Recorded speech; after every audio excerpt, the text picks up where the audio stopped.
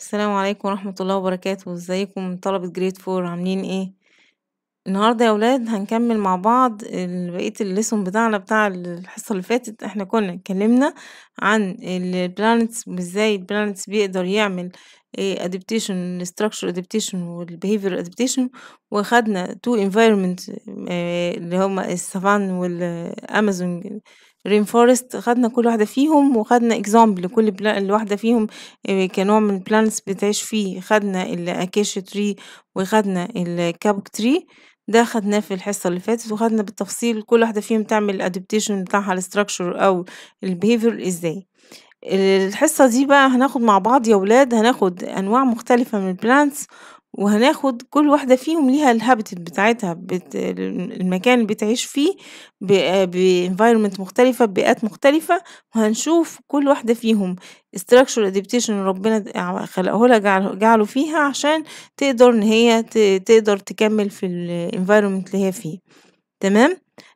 هناخد مع بعض اول حاجة ناخدها مع بعض نوع من الاشجار اسمه ايه؟ مانجروف تري. مانجروف تري، اشجار المانجروف.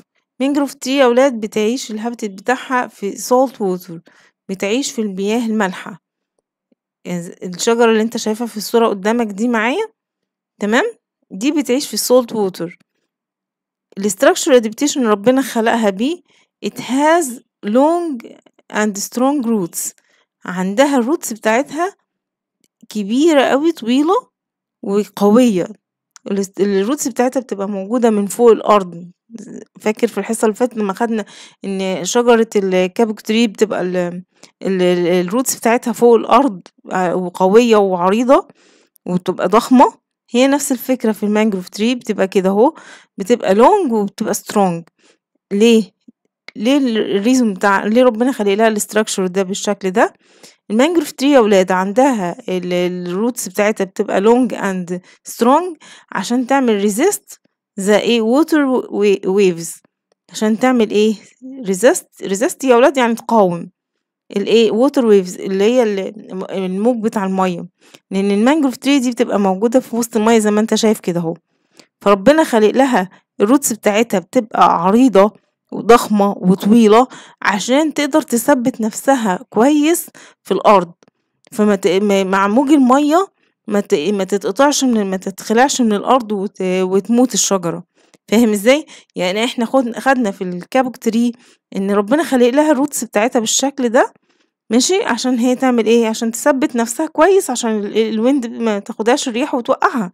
هنا بقى هي ربنا عامل لها الجذور بتاعتها بالشكل ده عشان الميه الووتر ويفز ما تاخدهاش وايه توقعها. تمام. ده اول اكزامبل معانا اللي هي ايه اسمها ايه؟ مانجروف تري. تاني حاجه معانا نبات اسمه ايه؟ ووتر ليلي. ووتر ليلي ده نوع من انواع النباتات اسمه الزنبق، بالعربي اسمه الزنبق، ماشي. النباتات دي الورد، النبات ده اللي قدامك بيكون الهابيتات بتاعه بيعيش في الايه؟ في الويت لاند. يعني ايه ويت لاند؟ يعني الاماكن اللي بتكون رطبه، بتكون يعني فيها ميه. في الايه؟ في فريش ووتر. خلي بالنا هنا كان سولت ووتر من جروف، لكن هنا الليلي بتعيش فين؟ في الفريش ووتر. الووتر ليلي بتعيش فين؟ في الفريش ووتر، في المياه العذبة. الاستراكشر ادابتيشن بتاعها ان هي it has wide floating leaves. يعني ايه؟ يعني عندها الاوراق بتاعتها بتكون وايد، بتكون عريضة، ماشي، بتكون ايه؟ floating يعني بتطفو على المية، على سطح المية، مش بتبقى موجودة من فوق المية، هي بتبقى اصلا موجودة في المية. تمام. وبتكون طافية على شكل على سطح المية، عايمة من فوق كده. تمام. ليه ربنا تفتكر ليه ربنا خلقها كده؟ وليه هي بتبقى عايمة كده من فوق، طافية كده من فوق، مش بتبقى منغمرة لتحت مثلا؟ عشان ان هي تعمل ايه؟ absorb a large amount of sunlight، عشان تقدر ان هي تمتص كمية كبيرة من الsunlight، تمتص كمية من الsunlight. واحنا قلنا اي plants على وجه الارض محتاج sunlight ومحتاج الووتر عشان يعمل ايه؟ يعمل ايه؟ make it their food، يعمل الاكل بتاعه، الطعام بتاعه. فهي اي planet محتاج sunlight، لازم sunlight، ومحتاج الووتر.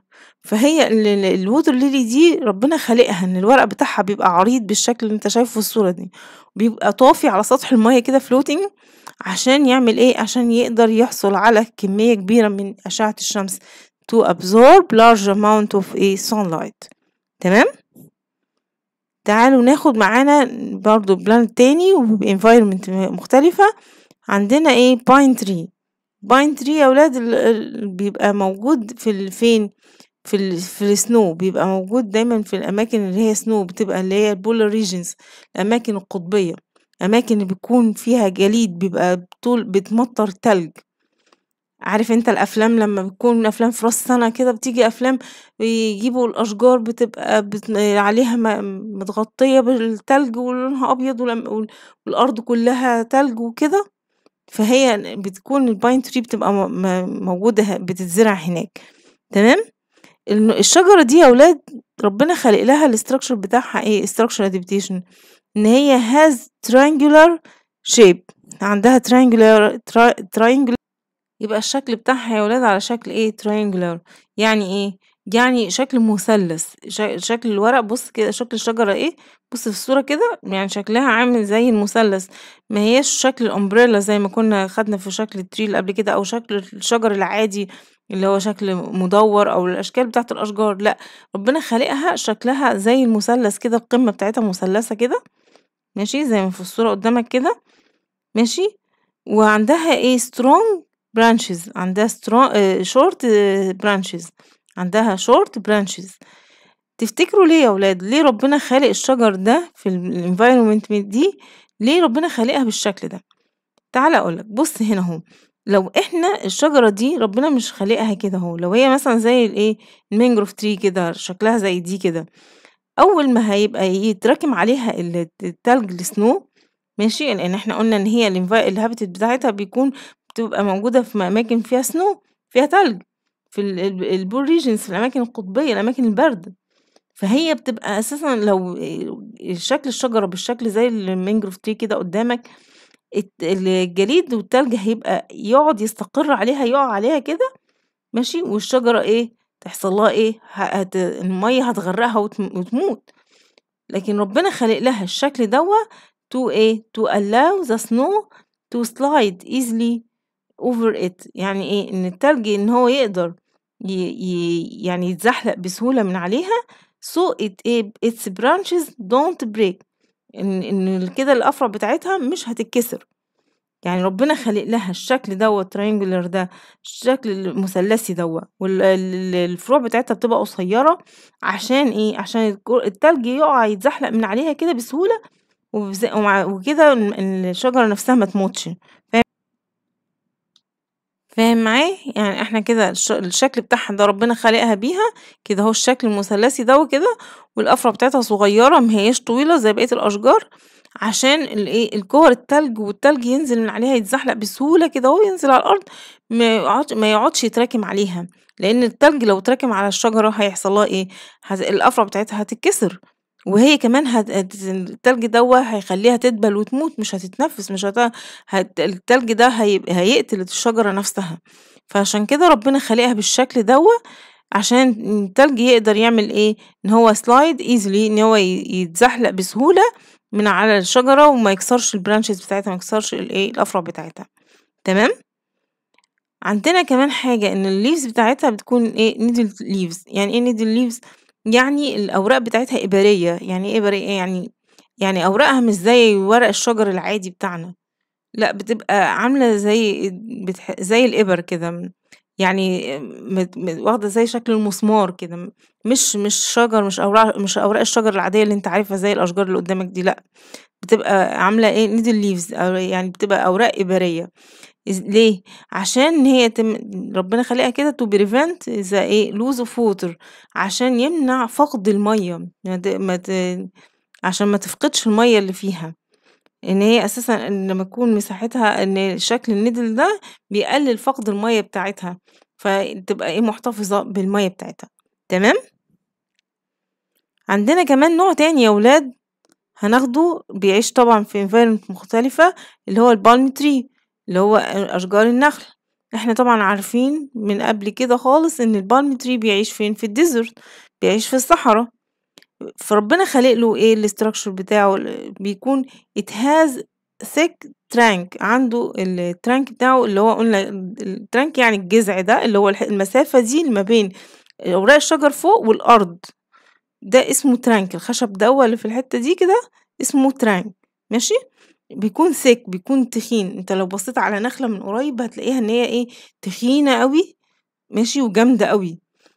ربنا خالق لها الtrunk بتاعها ده وبيكون thick، بيكون سميك، وبيكون فيه narrow leaves، الورق بتاعها بيكون صغير، بيكون إيه أوراق النخل بتكون صغيرة. تفتكر ليه؟ to resist the strong winds، عشان يقدر يقاوم الstrong winds الرياح الجامدة، عشان لو النخلة ربنا مش خالقها بالشكل دوّة بالمواصفات دي، مع شدة الرياح هتتخلع من الأرض وتتقطع النخلة وتموت. لكن ربنا خالق لها الsick trunk دوّة، الجذع الضخم دوّة التخين بتاعها دوّة، ماشي، والnarrow leaves عشان هي تقدر إيه، تتحرك مع الرياح بثبات وتبقى هي واقفة بثبات في الأرض، ما تتقطعش وتموت النخلة. فاهم الفكرة إزاي؟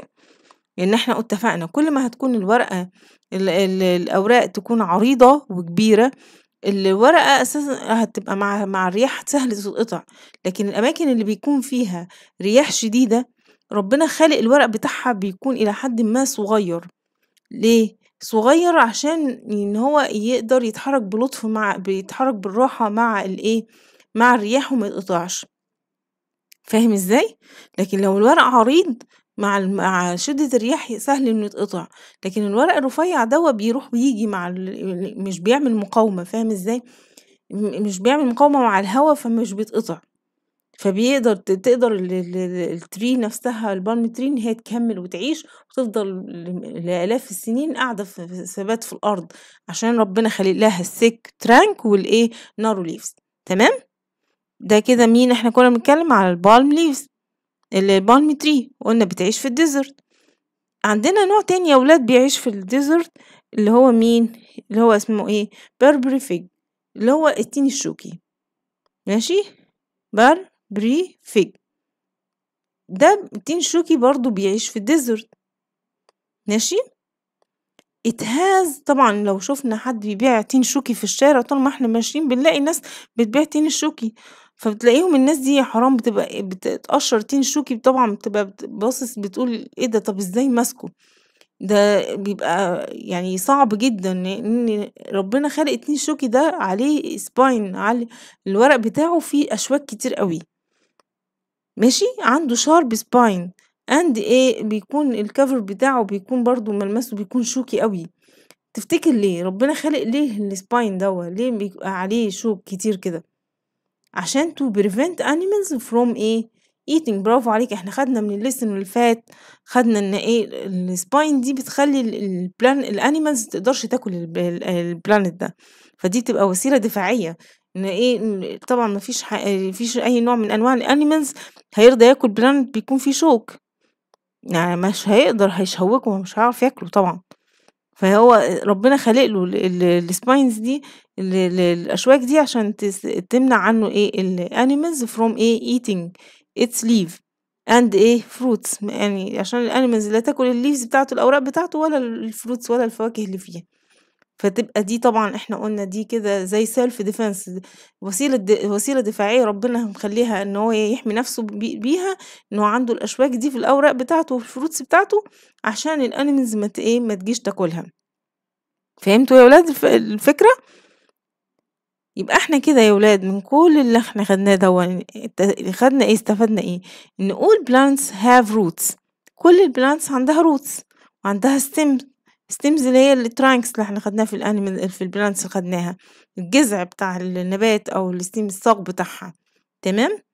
وعندها leaves، كل الplants اللي خدناها برضه عندها leaves، وخدنا بالتفصيل كل plants إزاي ربنا خالق شكل الleaves بتاعتها إزاي بتتكيف مع البيئة اللي حواليها، الtrunk بتاعها إزاي برضه بيتكيف يعمل adaptation مع البيئة اللي حواليها، الroots بتاعتها برضه إزاي بتبقى مناسبة للبيئة اللي حواليها، يعني إحنا خدنا كذا نوع من النباتات وكل plants إزاي بيقدر يعمل adaptation مع الenvironment اللي حواليه، يقدر إزاي يتكيف مع البيئة اللي حواليه، سواء الadaptation ده structural واتفقنا إن الstructure يا ولاد يعني ربنا خلقه بيه، مش هو اللي بيعمله، ربنا خلقه له عشان يقدر يكمل في البيئة اللي هو عايش فيها ويقدر يستمر في البيئة أو بيعمل behavior adaptation اللي هو بيعمله البلانت نفسه عشان يقدر يدافع عن نفسه ويقدر يكمل في الenvironment اللي حواليه.